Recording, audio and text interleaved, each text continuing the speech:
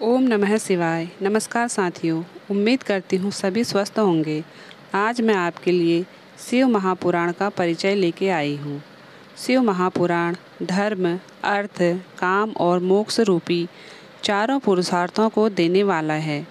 शिव महापुराण का प्रवचन स्वयं भगवान शिव ने ही किया है। महर्षि वेदव्यास ने सनत कुमार मुनि के कहने पर इस पुराण को लिखा है। मूल शिव महापुराणों की श्लोकों की संख्या 1,00,000 है, परंतु व्यास जी ने इसे 24,000 श्लोकों में संक्षिप्त कर दिया है।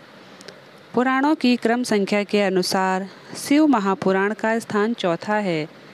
यह पुराण समस्त पुराणों के माथे का तिलक माना गया है। इसमें वेदांत, विज्ञानमय तथा निष्काम धर्म का उल्लेख है। साथ ही इस ग्रंथ में श्रेष्ठ मंत्र समूहों का संकलन भी है। जो बड़े आदर से इसे पढ़ता और सुनता है वह भगवान शिव का प्रिय होकर परम गति को प्राप्त करता है। शिव का अर्थ है कल्याण। शिव के महात्म्य से ओतप्रोत से यह पुराण शिव महापुराण के नाम से प्रसिद्ध है। भगवान शिव पापों का नाश करने वाले देव हैं तथा बड़े सरल स्वभाव के हैं। इनका एक नाम भोला भी है। अपने नाम के अनुसार ही बड़े भोले भाले एवं शीघ्र ही प्रसन्न होकर भक्तों को मनवांछित फल देने वाले हैं। 18 महापुराणों में कहीं शिव पुराण तो कहीं वायु पुराण का वर्णन आता है।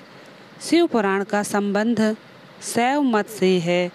इस पुराण में प्रमुख रूप से शिव भक्ति और शिव महिमा का प्रचार प्रसार किया गया है।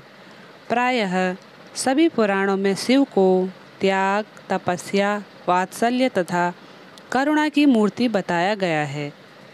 कहा गया है कि शिव सहज ही प्रसन्न हो जाने वाले एवं मनवांछित फल देने वाले हैं। किंतु शिव पुराण में शिव के जीवन चरित्र पर प्रकाश डालते हुए उनके रहन सहन, विवाह और उनके पुत्रों की उत्पत्ति के विषय में विशेष रूप से बताया गया है। भगवान शिव सदैव लोकोपकारी और हितकारी हैं। त्रिदेवों में इन्हें संहार का देवता भी माना गया है। अन्य देवताओं की पूजा अर्चना की तुलना में शिवोपासना को अत्यंत सरल माना गया है। अन्य देवताओं की भांति को सुगंधित पुष्पमालाओं और मीठे पकवानों की आवश्यकता नहीं पड़ती। शिव तो स्वच्छ जल, बिल्व पत्र, कंटीले और न खाए जाने वाले पौधों के फल यथा धतूरा आदि से ही प्रसन्न हो जाते हैं। शिव को मनोरम वेशभूषा और अलंकारों की आवश्यकता भी नहीं है। वे तो अघोड़ बाबा हैं। जटाजूटधारी, गले में लिपटे नाग और रुद्राक्ष की मालाएं, शरीर पर बाघंबर, चिता की भस्म लगाए एवं हाथ में त्रिशूल पकड़े हुए वे सारे विश्व को अपनी पदचाप तथा डमरू की कर्णभेदी ध्वनि से नचाते रहते हैं। इसीलिए उन्हें नटराज की संज्ञा भी दी गई है। उनकी वेशभूषा से जीवन और मृत्यु को बोध होता है। शीश पर गंगा और चंद्र जीवन एवं कला के द्योतम हैं। शरीर पर चिता की भस्म मृत्यु का प्रतीक है। यह जीवन गंगा की धारा की भांति चलते हुए अंत में मृत्यु सागर में लीन हो जाते हैं। भगवान शिव नीलकंठ कहलाते हैं क्योंकि समुद्र मंथन के समय जब देवगण एवं असुरगण अद्भुत और बहुमूल्य रत्नों को हस्तगत करने के लिए मरे जा रहे थे, तब कालकूट विष के बाहर निकलने से सभी पीछे हट गए। उसे ग्रहण करने के लिए कोई तैयार नहीं हुआ।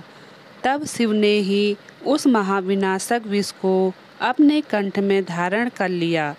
तभी से शिव नीलकंठ कहलाए, क्योंकि विष के प्रभाव से उनका कंठ नीला पड़ गया था।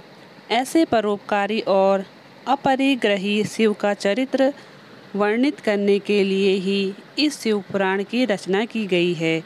यह शिव पुराण पूर्णतः भक्ति ग्रंथ है। इस पुराण में कलयुग के पाप कर्म से ग्रसित व्यक्ति को मुक्ति के लिए शिव भक्ति का मार्ग सुझाया गया है। तो चलिए सभी अध्यायों को हम अगली वीडियोस में देखेंगे। तब तक के लिए धन्यवाद।